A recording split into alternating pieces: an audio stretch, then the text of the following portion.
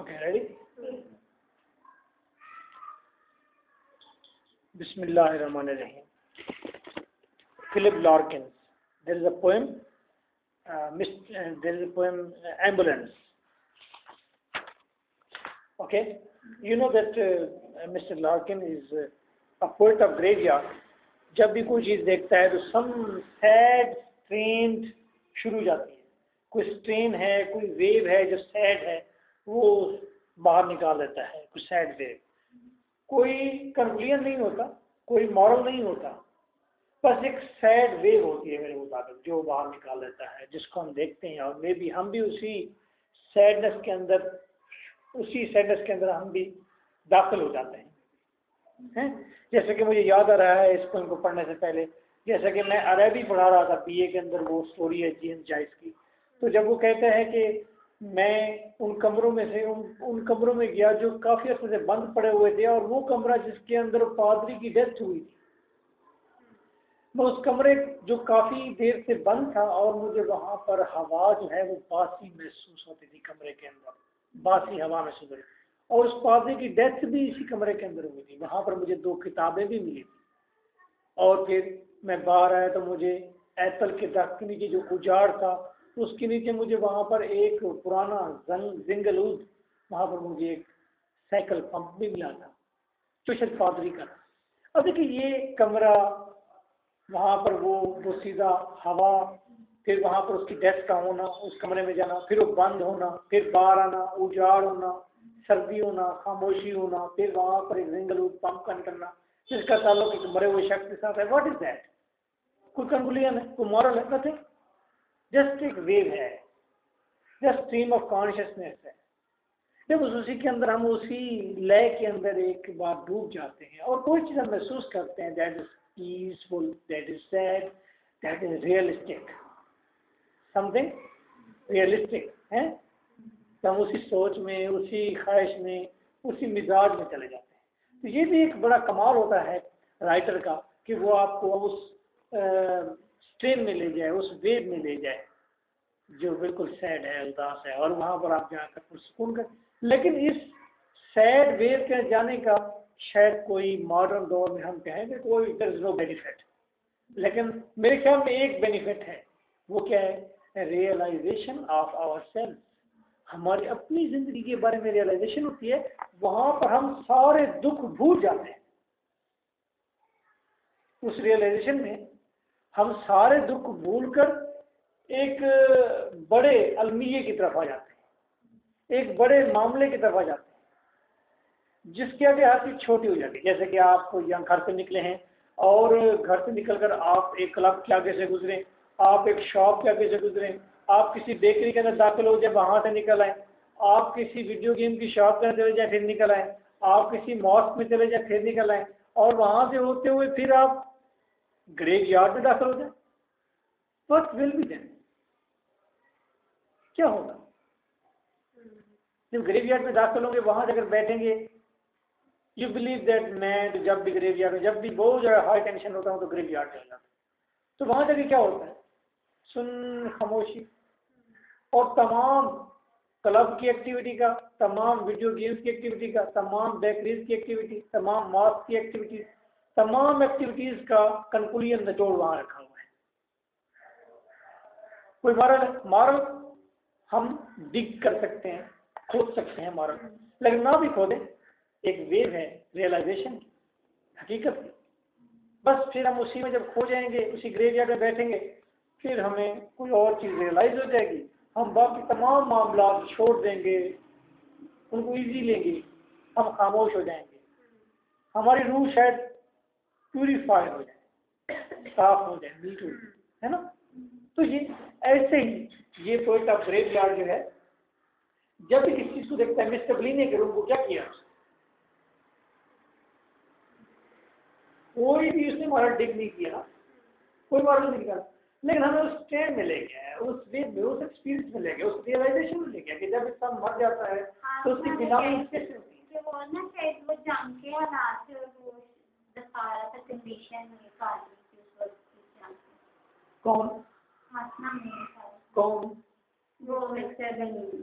देखो, These are the physical some proofs. The physical proof. If there was a God, if he was pessimistic, अगर उसे मोहब्बत में धोखा हुआ या उसे मौत का कोई गम, these are the physical something. But I'm talking something abstract. कोई मैं कोई रियल किसी चीज की बात कर रहा हूँ, मैं बस उस पोएट्री को एंजॉय करने की बात कर रहा हूँ, मैं उस पोएट्री के किसी फायदे की बात कर रहा हूँ, मैं उस पोएट्री के साथ रहने की बात कर रहा हूँ, मैं उस राइटर के एहसास की बात कर रहा हूँ, किसी सेंस की बात कर रहा हूँ, मैं टोटल एब्स्ट्रैक्ट बातें कर रहा हूँ, जिससे मुझे लगे कि पोएट्री पढ़ के हमें फिजिकल चीज़ें ढूंढनी ना पड़े, बस वो पोएम पढ़ के हमें कोई चीज़ रियलाइज हो जाए एंड वी एंजॉय इट, और हम उसको फील करें और सेंस गेन करें और पुरसकून हो जाए, प्यूरीफाई हो जाए। ठीक है, मैं ये चाहता हूँ, मैं उस एंगल में नहीं बताना चाहता कि बात थी या व्हाट्सएप क्या मैटर थे। हाँ, क्यों जाए जब हमें पोएट का पता ही ना हो। लाजमी है कि हम पोएट को पढ़े तो फिर बात करें। नो, मॉडर्न आपने ट्रेडिशनल पढ़ी है, पोएट को क्यों पढ़े आप? We have to read the poem, we have to enjoy the poem, we have to live with it for a time being. If we can gather something, we will gather it. If there is nothing, we will throw it out, cut out, चलो भाई छोड़ दें, हैं? तो ambulance, you will not go into line to line meaning, you will get the sense. आप line to line meaning में नहीं जाएंगे, but लफ्जों से, तरतीब से, उसकी ख्यालात से आप आगाही हासिल करेंगे, हैं? राइटर एक एम्बुलेंस को देखता है जो जा रही है, एम्बुलेंस को देखकर वो बहुत सैड हो जाता है, और हम भी सैड हो जाते हैं कि ये एम्बुलेंस क्या चीज़ है, जहाँ कहीं भी आती है, जहाँ कहीं से गुजरती है, बस एक उदासी, एक खौफ और एक मौत का पैगाम या मौत की अवेयरनेस देकर जाती है ना। चलो ये हम बात करते हैं। Close like confessional. अच्छा, ऐसे बंद होती है एम्बुलेंस जैसे कि कन्फेशन करने के लिए, अपने जुर्म का एतराफ़ करने के लिए पादरी ने रूम बना रखा होता है अलग से, इधर आओ इस रूम में अकेले ठहर कर अपने जुर्म का, अपनी गिल्ट का तुम एतराफ़ करो। तो ये रूम भी ऐसे, they thread loud noons of cities, वो भागती दौड़ती रहती हैं बड़ी बड़ी नून्स के अंदर, लाउड नून्स ऑफ सिटीज, लफ्ज़ों का कम्बिनेशन, लाउड नून का है, ऊंची लंबी दोपहरों में वो घूमती रहती है, giving back none of the glances they absorb, और फिर वो पीछे से नजर नहीं आती और वो नज़ारों के अंदर डूब जाती है। Light glossy grey arms on plaque, metal का पीस होता है प्लेक। अच्छा जी, लाइट ग्लॉसी ग्रे कलर है, आर्म्स ऑन द प्लेक, उसके मेटल लगा हुआ है। They come to rest at any, खैर वो किसी भी दर के आगे आ जाती हैं, घर के आगे आ जाती हैं। All streets in time are visited, बस तमाम गलियों में वो घूमती रहती है। Then children strewn on steps are rode, फिर बच्चे वो जो इकट्ठे होते हैं दरवाज़ों के ऊपर, हैं रोड के ऊपर, और women coming from the shops, या औरतें वो जो शॉप से सौदा लेकर आ रही होती हैं, सामान लेकर आ रही होती हैं। Past smells of different dinners, और ये एम्बुलेंस घूमती फिरती है मुख्तलिफ किस्म की घरों के अंदर से आने वाली शाम के खाने की खुशबुओं के साथ साथ। ये wild white face that over tops, फिर देखा जाता है एक सफ़ेद फीके रंग का चेहरा है जिसको उठा कर ले आए। घर के अंदर कोई बीमार है, मरने वाला है या मर गया है, उसको घर के अंदर से उठा कर ले आए। री स्ट्रेचर ब्लैंकेट्स, मोमेंटली उसके ऊपर ब्लैंकेट डाला जाता है, as it is carried in and stored, और जैसे इसको बड़े नीट अंदाज में रखा जाता है ब्लैंकेट को या उस आदमी को। एंड सिंस द सॉल्विंग एम्फेटिनेस, बस किसी खला को पुर किया जाता है, या कोई खला पुर हो गया या किसी खला के सॉल्व होने का sense, that lies just under all we do, बस ये खला को पुर करने वाला या खला के पुर ना होने वाला सेंस जो है हम तमाम लोगों के अंदर होता है। यानी कि वी नो दैट कि जो शख्स चला जाएगा उसका जगह फिर फिल नहीं होगी। And for a second get at hold, और वो एक सेकंड हम देखते हैं इस चीज़ को, सो permanent and blank and true, ये नज़ारा कितना परमानेंट है, कितना खाली खाली सा, कितना ट्रू है। And first and doors receipt poor soul, और बंद दरवाजों के पीछे से आवाज आती है, बेचारा पुअर सोल। उस शख्स का नाम पुअर सोल, बेचारा मर गया। They whisper at their own distress, जब मुझे विस्पर करते हैं कि बेचारा, तो वो अपने आप को कह रहे हैं ये मातम कदे भी अजब शय होते हैं कतील, ये मातम कदे भी अजब शय होते हैं कतील, अपने गमों को रोते हैं लेके किसी का नाम। जब कहते हैं पुअर, बेचारी, बेचारा आदमी, तो असल में अपने आप को कह रहे होते हैं बेचारा। वैसे ना अरिस्टोटल से बनी होंगी, कैसे करते हैं?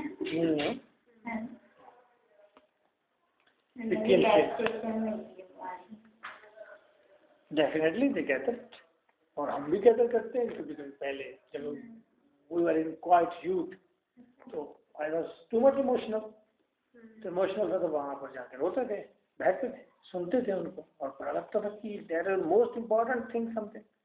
एक्चुअली तो हमारा अपना मजा था, टेस्ट था, रोना, बड़ा रोना आता था। और देखिए उन्होंने भी एक पूरा सीन क्रिएट किया हुआ है।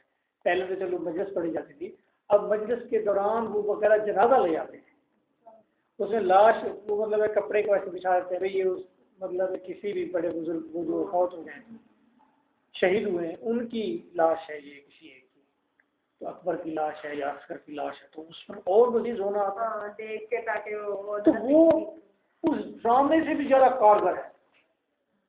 ड्रामा रिलीजियस नहीं है। आपको जब ये भी दावा किया जाता है कि जब आप ऐसी सरगर्मी में दाखिल होंगे तो साथ आपको सवाब मिलेगा, गुनाह झड़ेंगे, और ये बड़ा ज़रूरी है, थॉट है।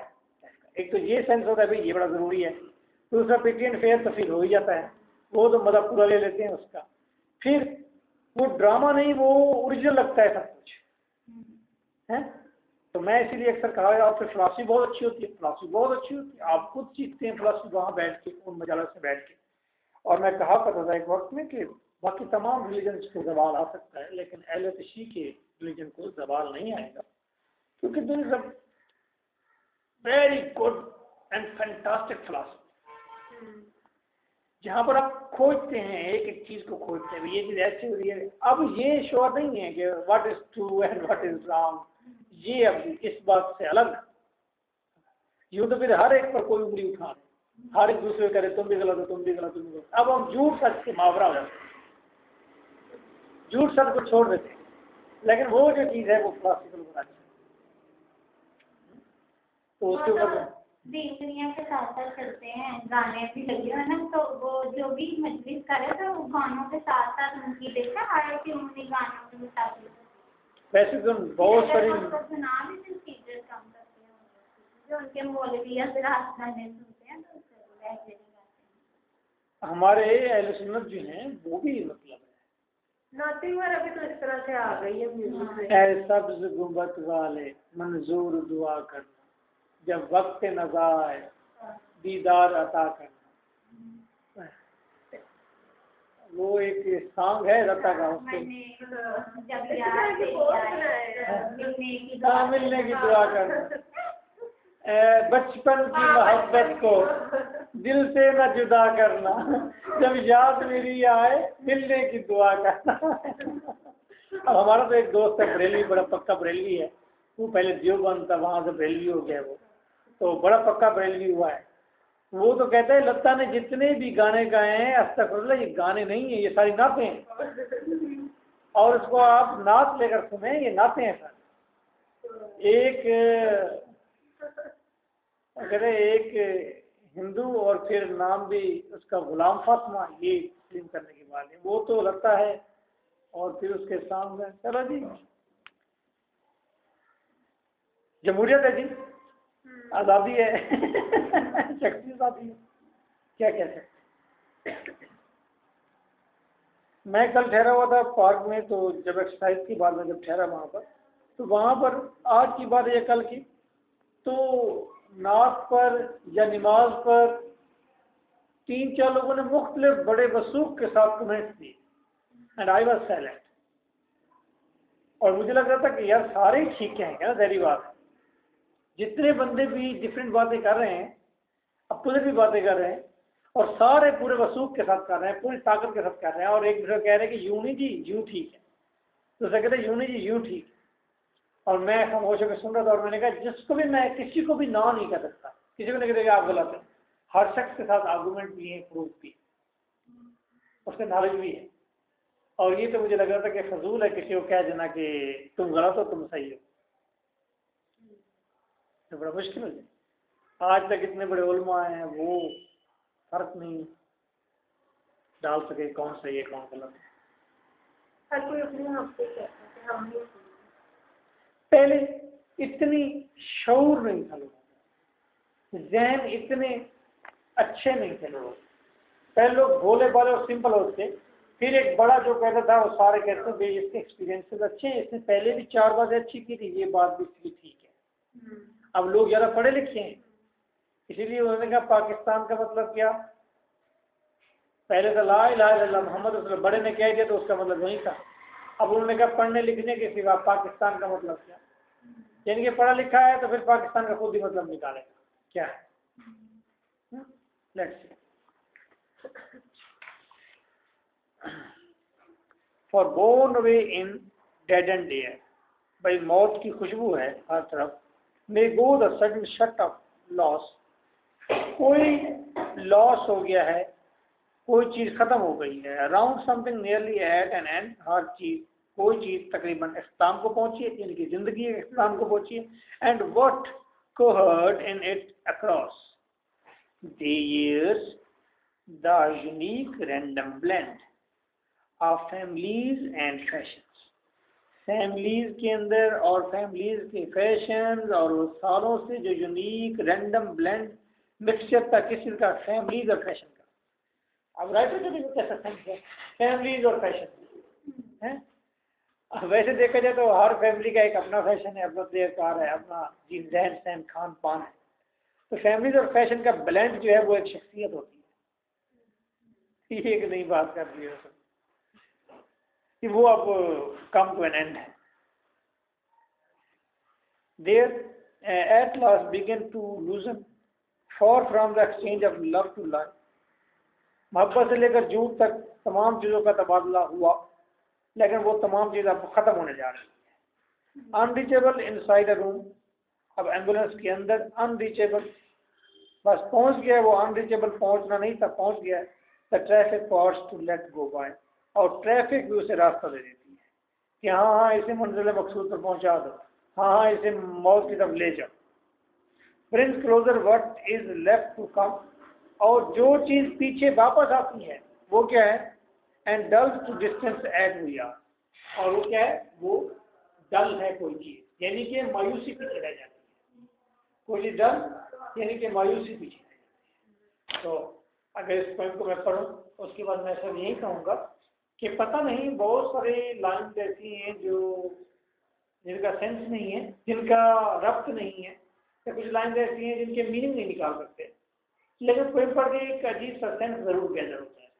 और वो सेंस यही है कि एम्बुलेंसेज जो हैं, they are the symbol of distress, they are the symbol of death, they are the symbol of something disaster, something suffering, suffering end of life का है, किसी का। और हमारे अंदर एक कुछ रियलाइज होने का सिंबल है कि हम भी पुअर साउल है, मर जाएंगे।